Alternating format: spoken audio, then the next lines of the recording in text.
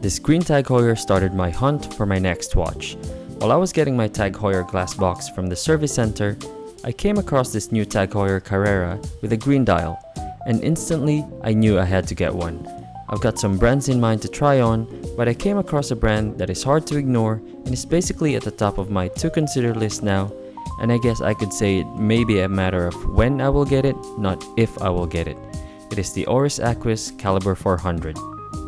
While green was my target when I went to this boutique, I was surprised to see how good the other colors were, which are the blue and the gray, and I'm glad there are other colors, otherwise I think I would have bought the green one instantly, and at this stage, since I just got my Tag Heuer, it's not a wise move to get a new one this early. Although in my case, you could argue that it's too late for this realization of being practical and disciplined, since I already have multiple watches in my watch box. But this Oris Aquis might just be too hard to disregard. As you can see here, all of these three are 41.5mm and they fit so well on my 6.5-inch wrist, but the favorite one so far is really the green one. All of them looks amazing, but take a look at this green dial. It almost has the same sunburst green that I like with the Tag Heuer, and I just immediately fell in love with it. The fit also feels unreal for a 41.5mm watch, and to have a comparison, let's look at it on a bigger wrist to see how compact the design is.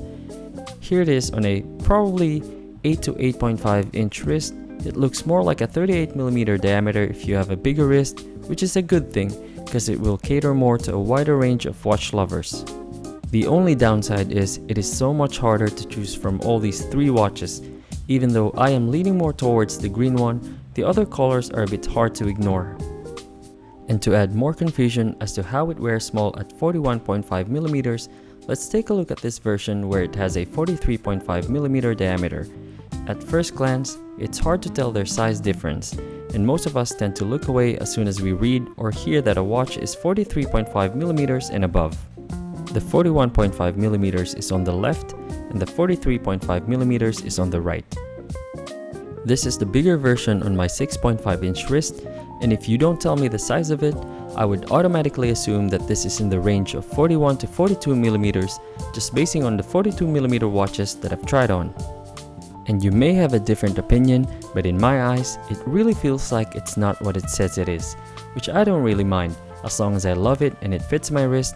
Now let's take a look at the smaller version again, and I bet you wouldn't even notice when I swap the watch to the 41.5mm, and that's how good it wears. Anyway, I'm not even sure if I still want to look at other brands, because it's love at first sight when I saw this Oris Aquis. All I can say is, it's a gorgeous watch. I'll take my time to decide. It may be a few days, a week, or months, but I'm sure about one thing. It's definitely at the number one spot into the to consider list.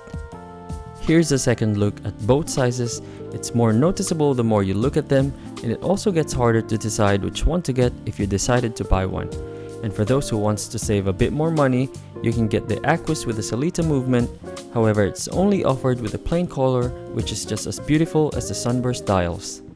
This boutique doesn't have the best lighting, that's why the green looks black, and the same with the blue one. Because with the Calibre 400s, the bezels are actually matched with the dial's color but with a darker tone, as opposed to the version with the Salita movement where the dial and bezel have the same darker blue or green color.